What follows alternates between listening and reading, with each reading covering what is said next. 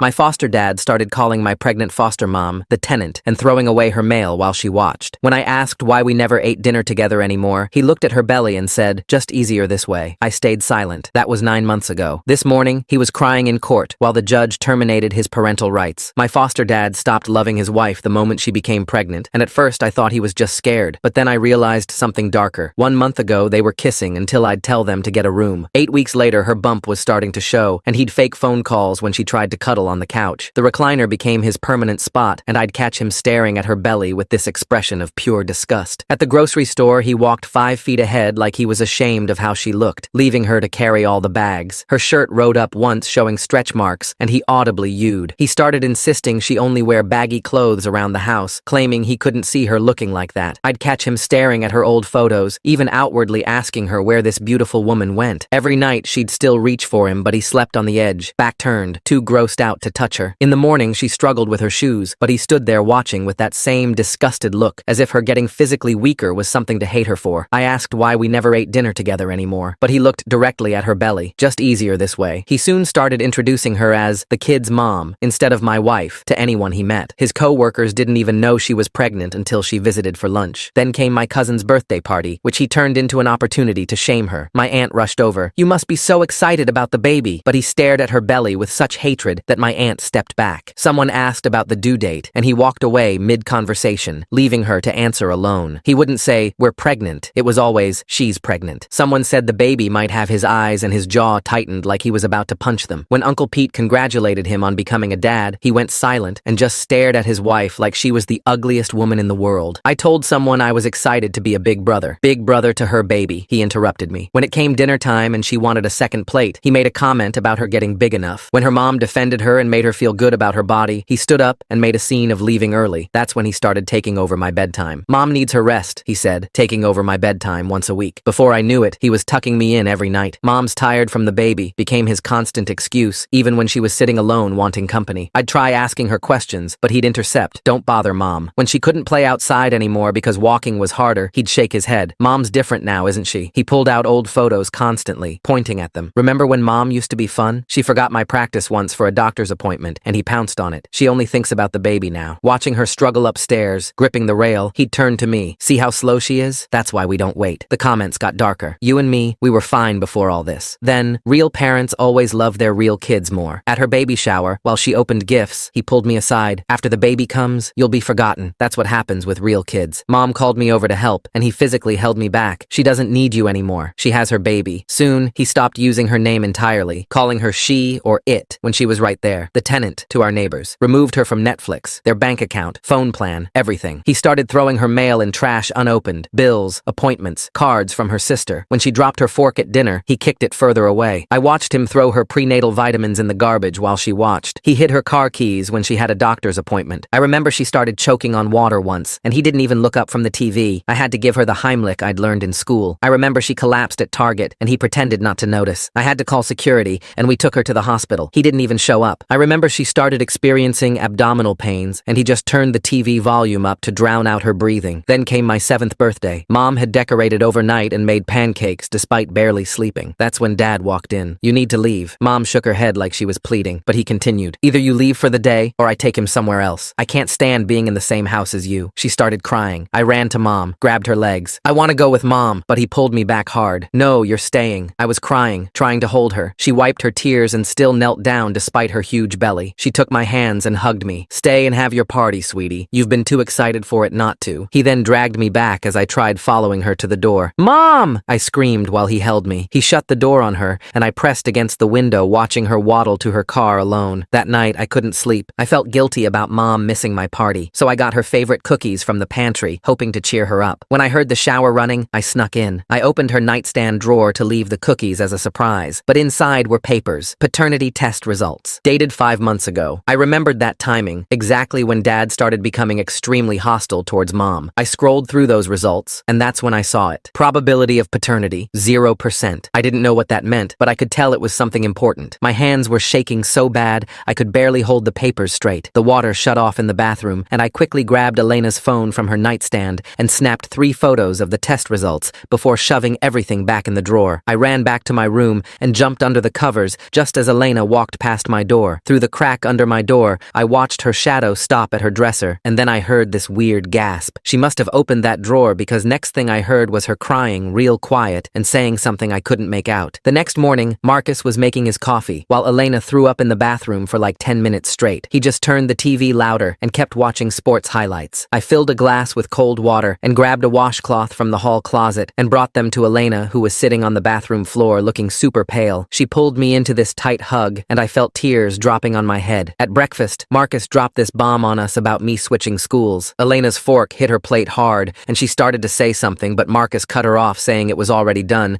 and I'd start Monday at some school 40 minutes away. Elena looked like she wanted to scream, but she just stared at her eggs. Later that afternoon, while Elena napped on the couch, I grabbed her phone and started scrolling through her texts. There were all these messages from someone saved as mom from like 2 months ago, begging Elena to come home and saying Marcus wasn't who she thought he was. The newer messages showed Elena asking for help, but then the replies just stopped completely. That weekend, Elena asked me to help fold the baby clothes she'd bought back when things were normal. Her hands shook when she pulled out this tiny pink onesie that said, "Daddy's girl," and she shoved it deep in the drawer like it burned her. She kept whispering stuff I couldn't really hear, except for one part about things not being meant to be. Monday night, Marcus came home with this stack of papers and made Elena sit at the kitchen table to sign them. I watched from behind the wall as she read through them, and her face went white as a sheet. She asked him straight up if this gave him full custody of me, if they separated, and his jaw got all tight, and he just told her to sign it. 3 days later was my first day at the new school, and the lady at the front desk kept saying how weird it was to get a transfer this late in the year from so far away. I memorized every street sign and landmark on that long bus ride, counting turns and watching for anything I could remember. The next week, Elena had her doctor appointment, and I begged to go with her. Marcus actually said yes, which surprised me. Dr. Hoffman took one look at Elena and asked about her weight loss and these bruises on her arms I hadn't noticed before. She sent me to the waiting room, but I could hear her asking Elena questions in this worried voice. Elena kept saying she just bruised easy and everything was fine. A few nights later, I heard Marcus on the phone in the garage, so I grabbed Elena's old tablet from behind the paint cans where I'd been hiding it and hit record. He was saying how Elena had nowhere to go because her family cut her off months ago and how my adoption wasn't final yet, and he needed more time to get everything in place. I put the tablet back and snuck to my room thinking about what he meant by getting things in place. That evening, I was doing my math homework at the kitchen table while Elena sat on the couch knitting a tiny yellow blanket for the baby. Marcus hadn't been home for dinner all week, and Elena kept looking at the door every time a car passed outside. She winced and grabbed her belly, and I ran over with the heating pad from the bathroom closet. She smiled at me while I plugged it in behind the couch and helped her position it against her back. She touched my face and said I was such a good boy and made me promise to always be good. The next morning, while Marcus was in the shower, I was looking for my library book in his office when I saw bank statements sticking out of the trash can. I wonder what Marcus is really trying to hide with those bank statements in the trash. There's something about the timing of finding those papers right after he talked about getting things in place that makes me think this goes deeper than just being a bad husband. I pulled them out and saw all these big withdrawals from their joint account with amounts like $500 and $800 every few days. At the bottom of the trash was Elena's debit card, cut into 4 pieces, and a letter from the bank saying her card was reported lost and a new one would be sent to the primary account holder. I put everything back exactly how I found it and went to school, but I couldn't stop thinking about how Elena had asked Marcus for grocery money yesterday, and he said they were tight on cash. That Sunday, James and Grace came over for dinner, and I helped Elena set the table while Marcus watched football in the living room. Elena was moving so slow, and James kept watching her with this worried look on his face. When we sat down to eat, Elena dropped her fork, trying to reach the salt, and Marcus grabbed it off the floor and put it on the counter. He told her she could eat with her hands since she couldn't handle utensils properly. James stood up so fast his chair scraped the floor, but Grace grabbed his arm and pulled him back down. Elena picked up her chicken with her fingers while tears rolled down her face, and nobody said anything for the rest of dinner. A week later, I woke up with a bad stomach ache, and Elena let me stay home from school. She moved around the kitchen, slowly pulling out flour and sugar and her grandmother's old recipe box. She taught me how to cream butter and sugar together and showed me the exact way to roll the dough so the cookies would be perfect. She kept saying these recipes needed to be passed down and made me write everything in my notebook. We spent all morning baking, and she smiled more than I'd seen in weeks, even though she had to sit down every few minutes. Her phone buzzed on the counter, and I answered it because her hands were covered in flour. It was Rachel saying Elena needed to come in immediately about some concerning test results from her last appointment. Marcus walked in from the garage and took the phone from me and told Rachel that Elena was fine and they'd come to the regular appointment next week. He hung up and deleted the call from the phone history while Elena asked who it was, and he said it was just a telemarketer. The next day at school, I stayed after class and told Mrs. Smith that I was worried about my foster mom. She asked me gentle questions about what was happening at home, but I was scared to say too much because Marcus always said foster kids who cause trouble get sent away. She wrote her personal phone number on a piece of paper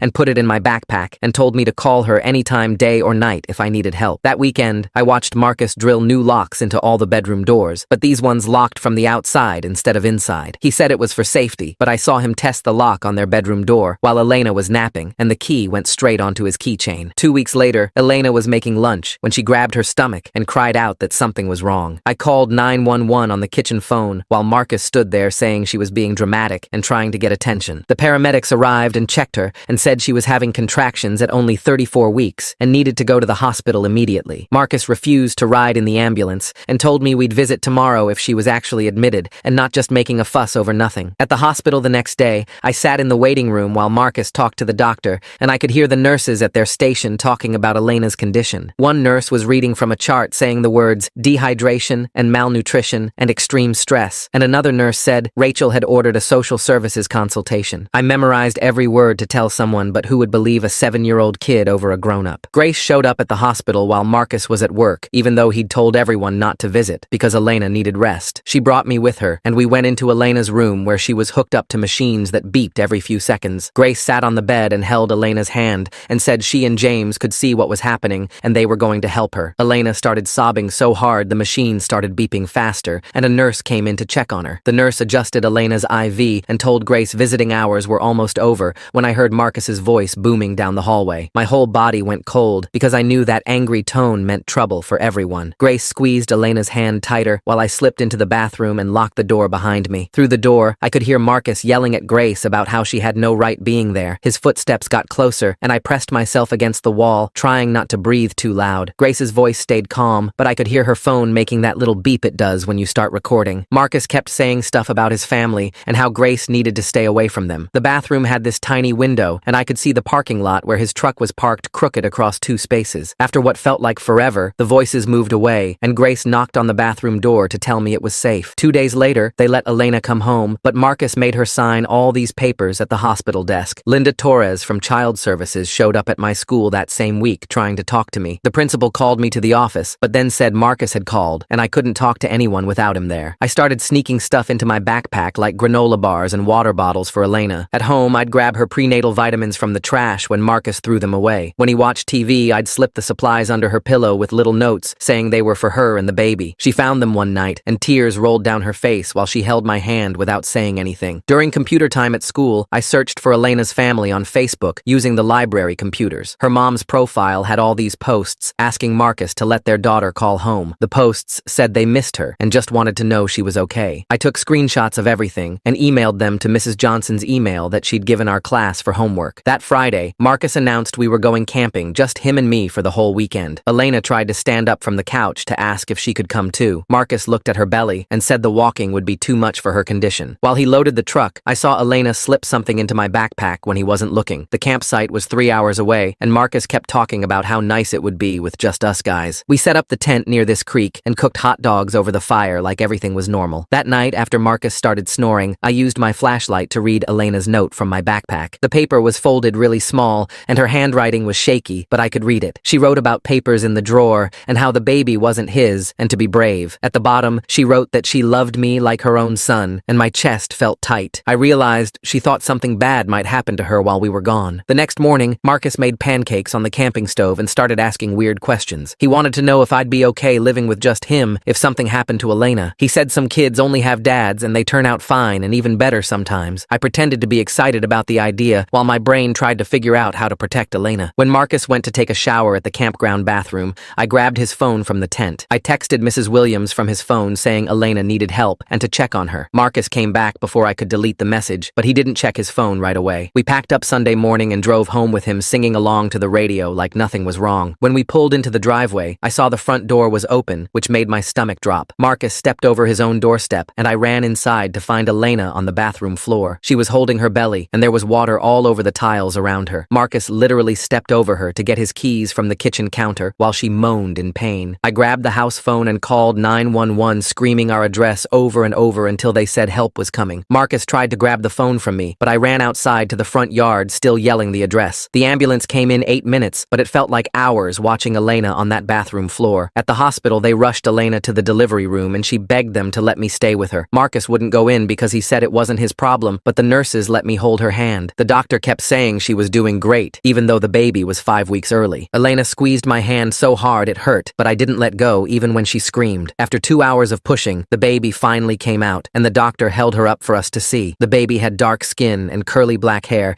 and suddenly I understood everything about why Marcus hated Elena. The nurses cleaned the baby and wrapped her in a pink blanket while Elena cried happy tears. Elena named her Sophia and asked if I wanted to hold her first before anyone else. The baby was so tiny and warm, and her little fingers wrapped around my thumb when I touched her hand. Elena whispered that I was Sophia's brother, and I had to always protect her no matter what. The nurse took pictures of the three of us together with Elena's phone to save the moment. I noticed the doctor writing a lot of notes in Elena's chart about her condition and injuries. 2 days went by with Elena getting stronger, and the nurses teaching her how to care for Sophia. Marcus finally showed up at the hospital, but he wouldn't even look at the baby. Marcus, stepping over Elena on the bathroom floor, takes the prize for coldest move ever. Most people step over puddles, not their pregnant wife having a medical emergency. The nurse brought him the birth certificate to sign, and he pushed it away. He told everyone in the room he wasn't the father and wasn't signing anything. The nurse called for Dr. Hoffman, who tried talking to him, but Marcus kept yelling about not being responsible for someone else's kid. Hospital security showed up when Marcus grabbed my arm and tried pulling me toward the exit while Elena was still hooked up to monitors. They blocked the door and told him he couldn't take me anywhere without proper documentation. Linda Torres from Child Services arrived an hour later with a thick folder of papers and 2 other people. She took me to a quiet room where a nice lady with glasses asked me questions while Linda wrote everything down. I showed them all the photos on my phone of the locks Marcus put on doors and Elena's bruises. I played the recordings from the tablet where Marcus called Elena horrible names and threatened her. Linda's face got more and more serious as she looked through everything. The lady with glasses asked if I felt safe going home with Marcus, and I shook my head no. Grace and James showed up that afternoon with a bag of clothes and some of my toys from home. Grace hugged me tight and whispered that they'd been watching everything too and taking pictures at family dinners. James pulled out his phone and showed me photos he'd secretly taken of Elena's black eyes and the bruises on her arms. He'd been documenting everything for months without Marcus knowing. The next morning, Marcus burst into the hospital with a man in a suit who said he was Marcus's lawyer. The lawyer waved papers around saying Marcus had legal guardianship and I had to leave with them immediately. Linda stood between them and me and said there was an active investigation into abuse and neglect. Marcus's face turned red and he started threatening to sue the hospital, Child Services, and everyone else in the room. The lawyer kept repeating that Elena had signed the papers giving Marcus full custody rights. Security had to escort them out when Marcus started pushing chairs and yelling. That night, Linda drove me to a house across town where an older couple was waiting on the porch. They were my emergency foster parents and seemed nice but confused about the whole situation. The woman showed me to a small bedroom with dinosaur sheets and said I could call them Mr. and Mrs. Johnson. I couldn't sleep at all, thinking about Elena and Sophia alone in the hospital without me there to help. Around midnight, I called Mrs. Brown from the phone in the kitchen, and she promised she'd visit Elena first thing in the morning. Mrs. Davis from down the street picked me up early and drove me back to the hospital before the custody hearing. Elena was sitting up in bed feeding Sophia, and she looked so tired but determined when she saw me. She reached out her free hand and pulled me close. "I'm going to fight for you," she said quietly. "For both of you. I'm done being afraid." We had to leave for family court an hour later, where Marcus's lawyer stood up and argued I should go home immediately. He kept talking about the signed papers and how Marcus had been my guardian for years without any problems. Linda presented a stack of evidence including the photos, recordings, and statements from neighbors about the abuse. The judge looked through everything slowly while Marcus sat there glaring at Elena. After what felt like forever, the judge said I would stay in temporary foster care while they investigated everything properly. Marcus slammed his fist on the table and stormed out of the courtroom with his lawyer following behind. That afternoon, a different man came to Elena's hospital room and introduced himself as David Park, her new attorney. Grace and James were paying for him, and he seemed really smart and organized. He sat down with Elena and went through all the guardianship papers page by page. "These were signed under duress," he explained. "We can fight this." He took photos of all Elena's injuries and wrote down everything she told him about the abuse. The Johnsons brought me to visit Elena and Sophia every single day after that. I learned how to hold Sophia's bottle just right and would sing the songs Elena taught me when Sophia cried. The nurses all smiled and said I was such a good big brother to her. One nurse named Patricia slipped me a piece of paper with her phone number and whispered to call if I ever needed anything. 3 days later, I was in Elena's room when an older woman rushed in crying. Elena gasped, and they hugged for so long while both sobbing. It was Elena's mom who'd flown in from California after Mrs. Miller had tracked her down and called her. Elena's mom pulled out her phone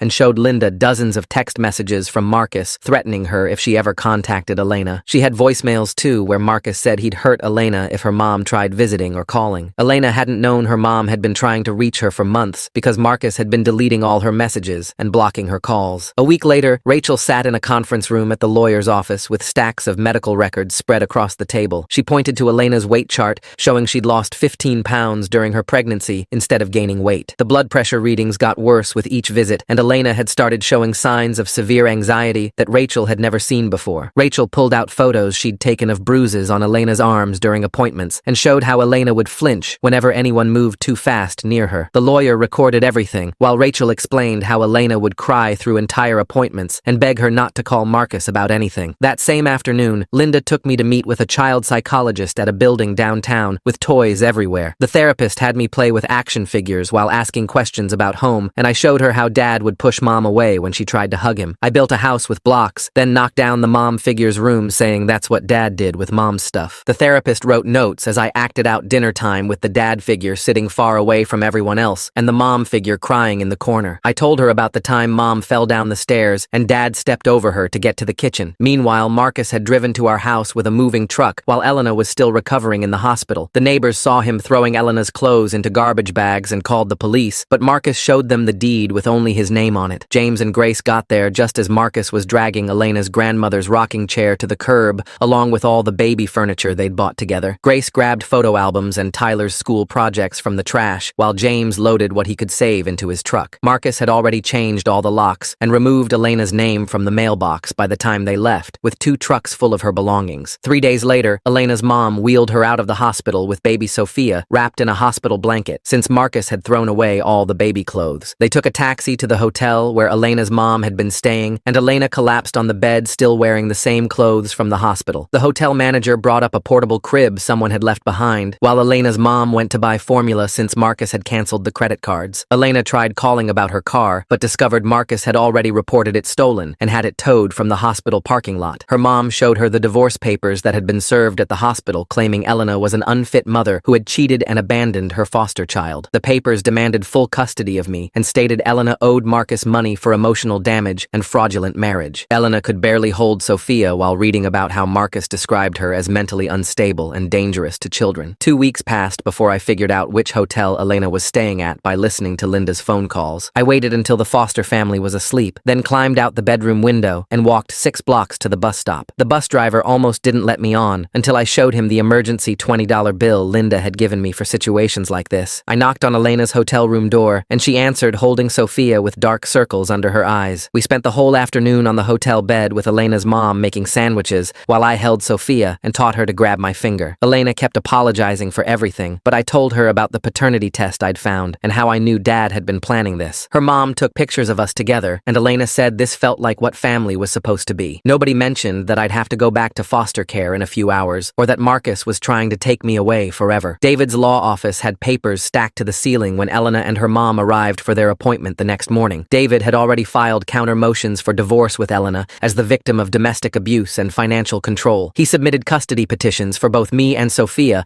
along with emergency requests for spousal support, since Marcus had left Elena with nothing. The criminal charges included domestic abuse, neglect of a pregnant woman, and theft of Elena's personal property. David showed them how Marcus had hidden money in offshore accounts and had been planning this for months before Sophia was even born. The legal battle was officially starting, and David warned them Marcus would fight dirty using his money and connections. 3 days later, the school secretary found me in the library when she said someone was here to see me. Marcus stood in the hallway despite the restraining order that said he couldn't come within 500 feet of me. He grabbed my shoulders and said Elena didn't want me anymore now that she had her real baby. Marcus showing up at school despite that restraining order makes me really curious about what he thinks he's doing right now. Does he actually believe Elena doesn't want Tyler anymore? Or is he just saying whatever he thinks will work? He kept saying she chose Sophia over me, and that's why she hadn't fought to keep me. The security guard heard me screaming and pulled Marcus away while he kept yelling that Elena abandoned me. Mrs. Wilson held me in the principal's office while we waited for Linda, and I couldn't stop shaking. The police took Marcus away, but the damage was done because I kept hearing his words about Elena choosing her real baby. 2 weeks after that, James sat in another conference room telling lawyers about his brother's behavior over the years. He brought bank statements showing Marcus had been moving money around since before Elena got pregnant. James described how Marcus had always been controlling, but it got worse when he found out Elena was pregnant with another man's baby. He told them about family dinners where Marcus would humiliate Elena Elena and how he'd seen Marcus push her when he thought nobody was watching. James's voice cracked when he admitted he should have done something sooner, but he'd been afraid of his brother. The lawyer asked if James would testify in court, and James said he'd do whatever it took to help Elena and me. Grace sat beside him, holding his hand, while he explained how Marcus had been planning this whole thing to destroy Elena. The next Monday, Linda drove me to the CPS office for my supervised visit with Marcus in a small room with toys and a two-way mirror. Marcus sat across from me, trying to act like the perfect dad, while the social worker took notes in the corner. He kept saying Elena was going to give me up for adoption now that she had Sophia and didn't need a foster kid anymore. He told me she'd already started the paperwork to get rid of me and find a family who actually wanted me. I remembered the recording device Linda had given me hidden in my pocket and pressed the button while Marcus continued. He said, Elena only kept me around for the foster care checks, and now that she had a real baby, she was done pretending. Marcus didn't notice the red light blinking in my pocket while he tried to convince me Elena never loved me. The social worker finally ended the visit when she saw me crying, but the device had recorded everything Marcus said. Later that week, David called Elena's mom with news that made them both go silent on the phone. His investigator had discovered Marcus never actually filed the adoption papers for me, despite telling everyone the adoption was finalized. All those months when Marcus said I was officially their son were lies, and I'd been in legal limbo the whole time. The foster care payments had been going to Marcus, but he'd never done the paperwork to make me legally theirs. This meant Elena could petition for custody on her own without needing Marcus's permission or involvement. David said this changed everything because Elena could fight for me separately from the divorce proceedings. The next week, David tracked down Sophia's real dad through hospital records and social media searches. He was some guy named Alex who Elena dated for like 3 months after she and Marcus broke up the first time years ago. Alex showed up at David's office wearing work clothes and looking confused about why he was there. David showed him the paternity test results and explained the whole situation with Marcus and the abuse. Alex signed papers giving up any rights to Sophia without even asking to see her. He told David he had his own family now and didn't want any part of this mess. David said that was actually good for us because it meant one less person who could fight for custody. I started seeing a therapist twice a week at this place downtown with toys and art supplies everywhere. The therapist lady asked me to draw my family, and I drew Elena holding Sophia with me standing next to them. I put Marcus in the corner as this dark cloud thing hovering over us. She asked me to draw more pictures, and I always put Elena and Sophia in the middle with bright colors. Marcus was always this shadow or monster thing on the edges. She wrote lots of notes while I drew and played with the toys. 3 weeks later, we had to go to court for a custody hearing about me. Marcus's lawyer stood up and said Elena cheated on Marcus and lied about the baby. He said she committed fraud by letting Marcus think the baby was his. David jumped up with a whole folder of evidence showing Marcus knew about the paternity test 5 months ago. He had copies of Marcus's internet searches about paternity tests from way before Sophia was born. He showed the judge Marcus's credit card records buying the test himself. The judge looked through all the papers and said she wanted a full investigation into everything. She scheduled another hearing for next month and told both lawyers to get all their evidence ready. A month later, David got this call from a forensic accountant he'd hired to look into Marcus's finances. Turns out Elena's grandma had left her money when she died 2 years ago, but Elena never knew about it. Marcus had been taking money from that account the whole time using Elena's information. The accountant found over $50,000 missing with Marcus's name on the withdrawals. David filed criminal charges that same day for theft and fraud. 2 weeks after that, I had to talk to the judge in her office with just a child advocate there. The judge asked me where I wanted to live, and I told her with Elena and Sophia. I showed her all the recordings I'd made on my tablet of Marcus being mean to Elena. I had photos I'd taken of Elena crying and Marcus ignoring her when she needed help. The judge looked at everything and said I was very brave for documenting all this. She said the decision would take time, but she understood what I wanted. That night, Marcus showed up at the hotel where Elena's mom was staying, even though the restraining order said he couldn't come near any of us. He pounded on the door screaming about how I was his son and Elena had no right to take me. Elena's mom called 911 while Elena held Sophia and I hid in the bathroom. I could hear him kicking the door and yelling that he'd kill Elena if she didn't give me back. The police showed up fast with their sirens on, and I watched from the window as they put him in handcuffs. He kept fighting them and screaming my name while they pushed him into the police car. With Marcus in jail waiting for his bail hearing, Elena asked the court for emergency custody of me. The judge granted it right away since Marcus was locked up and couldn't take care of me anyway. Grace helped Elena rent this small apartment, and I moved in with Elena and her mom and Sophia. I helped take care of Sophia every day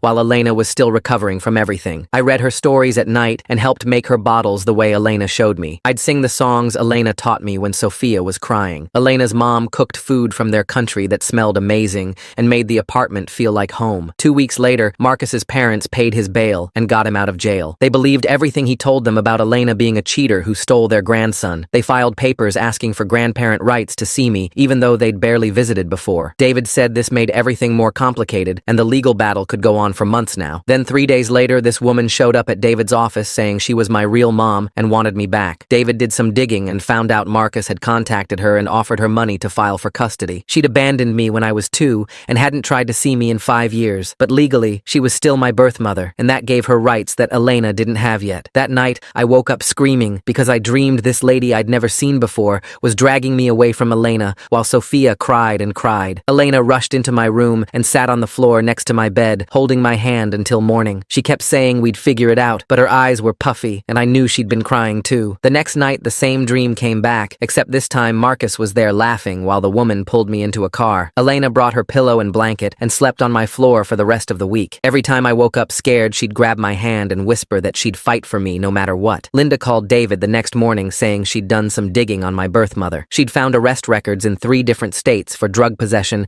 and child abandonment charges from when she left 2 other kids with relatives and never came back. Linda wrote in her report that placement with her would be dangerous, but legally, she still had to do the assessment since parental rights hadn't been terminated yet. 2 weeks later, we had to go to Marcus's criminal trial, and I had to sit in that big chair next to the judge and tell everyone what happened. I told them about the locks on the cabinets and how he wouldn't let Elena eat. I told them about hiding her medicine and making her walk to the hospital alone. I told them about stepping over her when she was on the bathroom floor in labor. Marcus sat at his table staring at me the whole time with this look like he wanted to hurt me. His lawyer kept trying to make it sound like I was confused or making things up, but I just kept telling what I saw. The prosecutor showed pictures of the locks and the empty medicine bottles in the trash that I'd taken with Elena's phone. 3 months went by with court dates and meetings and more court dates. Elena found a job at a daycare where she could bring Sophia, and I'd go there after school instead of going home. We'd play with the little kids and help clean up while Elena worked. Grace and James kept giving Elena money for David's fees, even though she tried to say no. We were building something that felt normal, even with all the legal stuff happening. My birth mother was supposed to come for her first supervised visit at the CPS office, but she never showed up. Marcus's parents, thinking their son is the victim here, shows that denial runs in the family tree like a really stubborn genetic trait. Birth mom wanting money to take back the kid she ditched 5 years ago. Linda waited 2 hours and documented everything. The second visit, she called an hour late saying her car broke down, but Linda checked and she'd been arrested that morning for shoplifting. The third visit, she just didn't come or call at all. Her lawyer sent David a letter saying he was withdrawing from her case because she wouldn't return his calls. Linda started putting together paperwork for abandonment and said this would help our case. Then Marcus's parents hired some guy to follow us around and take pictures. I saw him outside the daycare taking photos of Elena carrying Sophia to the car. He talked to our neighbors, and one of them mentioned seeing me climb out my window that night to go to Elena's apartment. Marcus's lawyer filed papers saying Elena was encouraging me to break rules and run away. Elena's health started getting better once she wasn't stressed all the time. She gained weight back and her skin wasn't so pale anymore. She smiled more and started talking about going back to school online. At night, after Sophia went to sleep, we'd sit at the kitchen table and I'd help her with her homework while she helped me with mine. She was taking classes to finish her degree in early childhood education. Mrs. Moore from school had to go to court as a witness for Elena. She brought this whole folder of papers showing all the times I'd come to her worried about Elena and how my grades were good and I never got in trouble. She told the judge that anyone who said Elena wasn't my real mom didn't understand what real meant. Marcus's parents' lawyer tried to make her look bad, but she just kept showing more evidence of how well I was doing with Elena. Finally, the criminal trial verdict came and Marcus was found guilty of domestic violence and violating the restraining order. The judge sentenced him to 18 months in prison and he had to take anger management classes. His parents stood up and yelled that they'd keep fighting for custody of me. The bailiff had to make them leave. Marcus turned and looked at me one more time before they took him away in handcuffs. 6 months after Elena and I had moved into our apartment, David filed papers to terminate Marcus's parental rights based on his criminal conviction and all the documented abuse. He said it would take months more, but it was the first step toward Elena being able to adopt me legally. Summer ended and I walked into my old school wearing the new backpack Elena bought me. Kids from my old class crowded around asking where I'd been. I told them I lived with my mom and baby sister now. Some parents whispered to each other when they saw Elena at pickup, but I didn't care. 2 weeks later, we got a court summons saying Marcus's parents were suing for grandparent rights. They claimed Elena was keeping me from them on purpose. The hearing was set for October, and Elena spent nights going through papers with David. When the court date came, Grace and James showed up to testify. Grace told the judge how Marcus's parents knew he was hurting Elena, but never said anything. James showed texts where they told him not to interfere in Marcus's marriage. The judge asked Marcus's parents why they never reported the abuse. They couldn't answer. The petition was denied, and Marcus's dad stood up yelling that this wasn't over. Security had to escort escort them out. That night, Sophia started crawling for the first time. She pushed herself up on her hands and knees and moved straight toward me. Elena grabbed her phone and recorded it. Sophia reached my feet and grabbed my sock, pulling herself closer. I helped her sit up, and she smiled so big. We spent the next weekend putting locks on cabinets and covers on outlets. Sophia followed me everywhere, using furniture to pull herself along. 3 weeks later, Linda called with news about my biological mother. She'd agreed to give up her parental rights if Marcus's parents paid off her debts. They sent $30,000 to her creditors, and she signed the papers. Linda filed them with the court the same day. One more barrier gone, Elena said, but then everything went bad again. A CPS investigator showed up at our door saying they'd received a complaint. Marcus had written from prison claiming Elena was neglecting me. The investigator asked to see my room and looked through our fridge. She interviewed me alone for an hour, asking about meals and bedtime and school. Elena had to show bank statements proving she could support us. The investigator checked Sophia's crib and our medicine cabinet. She took pictures of everything. After she left, Elena sat on the couch and cried. I'd never seen her that scared before. We waited 3 weeks for the results. David called saying not only did CPS find no problems, they recommended speeding up the adoption. The investigator wrote that our home was loving and stable. She noted how I called Elena mom without prompting. 8 months of legal fights, and we were closer, but Marcus still had rights. In March, I won an award at school for an essay about family. I wrote that DNA doesn't make someone your parent, love does. Elena and her mom cried when I read it at the assembly. Sophia clapped even though she didn't understand. The principal said it was the best essay a second grader had ever written. Elena framed the certificate and hung it in our living room. 2 days later, she drove to the state prison to see Marcus. She offered to drop the fraud charges if he'd sign away his rights to me. I waited at Grace's house playing video games but thinking about what was happening. Elena came back looking tired. Marcus had called me his property and said he'd never let her have me. She was quiet at dinner, but I could see her thinking. The next morning, she called David about other options. Grace and James filed paperwork to become my official godparents that week. They included letters from teachers and neighbors supporting them. The court approved it in April, giving me backup guardians if anything happened to Elena. Then Marcus's parents tried one last time. They showed up at Elena's work with a cashier's check for $100,000. Elena's co-worker heard them say they'd pay her to give me to them. Elena tore up the check in front of them. They said they'd drain her money in court until she gave up. That night, Elena's mom called from California. She was selling her house to help pay for lawyers. Elena tried to refuse, but her mom had already listed it. The house sold in 2 weeks, and the money went into David's trust account for legal fees. 10 months of court dates and lawyer meetings wore Elena down until her clothes hung loose on her body. I started making her breakfast every morning while she fed Sophia, packed both their lunches, did laundry after school, and cleaned the kitchen after dinner. The dark circles under Elena's eyes got worse each time Marcus's parents filed another motion. They wanted overnight visits, then weekend custody, then full guardianship, claiming Elena was an unfit mother. David filed response after response, each one costing thousands from Elena's mom's house money. I watched Elena count bills at the kitchen table, her hands shaking as she moved money between envelopes marked rent, food, and legal fees. She stopped eating dinner most nights, giving her portions to me and Sophia. I started hiding granola bars in her purse and making extra sandwiches for her lunch. The hearing for grandparent rights finally came after 6 months of delays. Marcus's parents brought 3 lawyers and sat there in their expensive clothes while Elena had just David. The judge listened to their arguments about their rights as grandparents, how they deserved access to me. David stood up with a thick folder of evidence. He showed the judge photos of my bruises, the hospital records, the police reports they never filed when I begged them for help. He read my old texts, asking them to make Marcus stop hurting me. The judge's face got harder with each piece of evidence. Marcus's parents tried arguing they didn't know how bad it was. The judge cut them off and said they had failed to protect me from abuse they clearly knew about. She ordered them to pay all of Elena's legal fees and denied their petition for any visitation rights. They stormed out yelling about appeals while their lawyer shook his head. 3 days later, we went to the park for a picnic with Elena's mom, who had flown in from California. Sophia crawled on the blanket grabbing at grass while I helped set out sandwiches. Elena actually smiled for the first time in weeks, lying back on the blanket watching clouds. An older woman walking her dog stopped to comment how cute Sophia was, then looked at me helping Sophia stand. She said we had the same stubborn chin and way of tilting our heads. Elena's mom laughed and agreed we acted like real siblings. For one afternoon, we felt like a normal family eating sandwiches and playing frisbee. David called that evening saying he was ready to file for termination of Marcus's parental rights. He had everything documented, including the criminal conviction, the proven abuse, Marcus refusing visits for 8 months, and 0 financial support. The judge scheduled the final hearing for 6 weeks out. Elena threw up after hanging up the phone from nerves. 2 weeks before the hearing, Marcus got jumped in prison and ended up in the hospital with broken ribs. His parents went to every news station with photos of him bandaged up, saying the stress of losing me caused his attack. They painted Elena as a vindictive woman who stole their grandchild and turned their son into a target. target. The story went viral online with people who didn't know the real story attacking Elena. Our mailbox filled with hate mail calling her a homewrecker and kidnapper. People found her Facebook and left death threats. Someone spray-painted baby thief on our car. Elena started packing suitcases one night, saying we should just disappear and start over somewhere new. The timing of Marcus getting hurt in prison right before the hearing seems awfully convenient for his parents' media campaign. I wonder if they knew this would happen and had their story ready. I unpacked everything while she cried on the bed. I told her we don't run from bullies because that's what she taught me when Marcus scared me. She held me tight and we stayed. Grace and James saw the news coverage and got angry about the lies. They posted all their evidence online, including videos they'd secretly recorded of Marcus hitting me, photos of my injuries, and screenshots of him admitting the abuse in texts. They wrote a long post about watching their nephew get abused and feeling helpless. The story shifted overnight as people saw the truth. 3 women from Marcus's college came forward saying he'd abused them too. One had a restraining order from sophomore year. Another had hospital records from when he broke her wrist. The news stations had to issue corrections. The final termination hearing arrived on a cold Tuesday morning. Marcus appeared on a video screen from prison in his orange jumpsuit. He tried to cry, but no tears came as he talked about being a changed man who deserved another chance. He said he loved me and made mistakes, but wanted to be my father. The judge asked if anyone else wanted to speak. I raised my hand and David helped me stand. My voice shook, but I looked right at the screen and told the judge that Marcus never loved me, just used me to hurt Elena. I said Elena was my real mom because she chose to love me even when it cost her everything. The judge thanked me and said she would review everything and issue her decision within a week. That week felt like a year with Elena unable to eat or sleep. I made her toast she didn't touch, and Sophia seemed to sense the stress, crying more than usual. Linda found me sobbing in my closet one night, scared they would make me leave the only real family I'd ever had. She held me and promised she'd already recommended Elena for permanent custody. Friday afternoon, David called saying the judge made her decision. We drove to the courthouse with Elena's hands shaking so bad she couldn't buckle her seatbelt. The judge read her decision stating Marcus's parental rights were terminated based on severe abuse, criminal conviction, abandonment, and failure to provide support. Elena collapsed into the chair, sobbing with relief,